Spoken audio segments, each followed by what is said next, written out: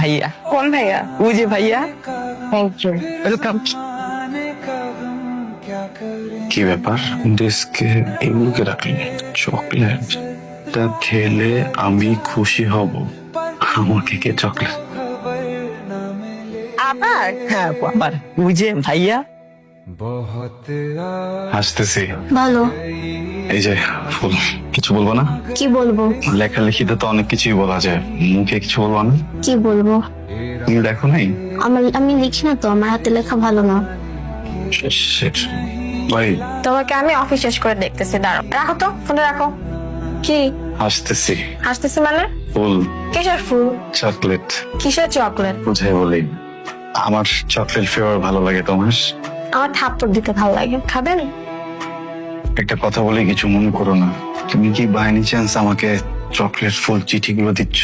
যার কাছে যাচ্ছে সে অপমান করে দিচ্ছে, বলো না তুমি দিচ্ছ। তোমাকে কেন এসব দিতে যাবো? আজব, ম্যানেজারের সাথে রিলেশন আমার। অফিসের একটা মেয়েও দেয় নেই, কিন্তু গিফটস গুলো আসতেছে অফিসের ডেস্কে। তুই কেন আমার ডেস্কের উপরে চিঠি ফুল চকলেট দিতে কিনা? আমি এটা মেনেই নিতে পারতেছি না। এই ছেলে, নিজের চেহারা কখনো আয়নায় দেখেছো? হ্যাঁ, নিজেকে কি মনে করো তুমি? হ্যাঁ, হাইড্রা ফেসিয়াল করে না, ব্লু ব্লাক করে না, লিপ চেয়ার করে না, আমি নাকি তাকে চিঠি দেব? আমার হাতে এত সময় নাই, আমার জন্য অনেক অপেক্ষা করে, যত সব ঢং ঢং।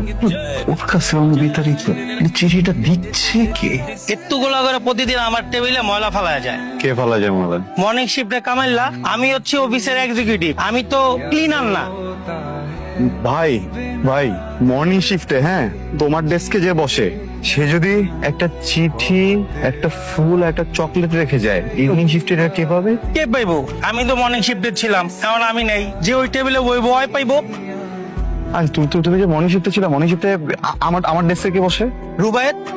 ওলা আপনি তো প্রথমে যখন আপনার নামটা জানতে পারলাম রুবায়াত, ভয়ঙ্কর মেজাজ খারাপ হচ্ছিল। ভাবছিলাম মানুষটা হয়তো বা দেখে বিদ্যুটে হবে, কিন্তু না, মাশাআল্লাহ। আপনার থেকে কিন্তু আপনার রুচি বেশি ভালো। আপনার রুচির প্রশংসা করতে হয় যে আমার মতো একটা ছেলেকে আপনি পছন্দ করতাম। কিন্তু দেখেন, আপনার ইন্টেনশন যেটা, আমাদের সেটা করতে পারবো না। আমি প্রেমে বিশ্বাসী না। না, প্রেম করবো বিয়ের পর।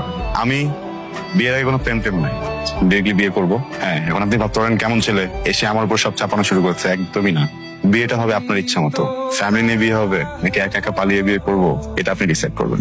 এখনই অস্থির হওয়ার কিছু নেই, আমার ইয়ার্স। মানে আপনি চাইলে আমরা দুজনে কিন্তু বিয়ের আগে ঘুরতে ফিরতে পারি, সিনেমা দেখুন।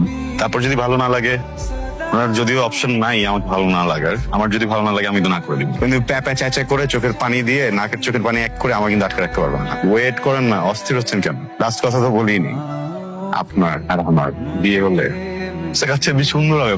আপনি কি পাগল? হ্যাঁ, আর কথা তো শেষ করি না, কথাটা শেষ করতে দেন। ধরাধরি করতেছেন কেন? সমস্যাটা কোথায় আপনার? স্টুপিড একটা। ফুল দিল, চকলেট দিল, থাপ্পড় দিল, হ্যাঁ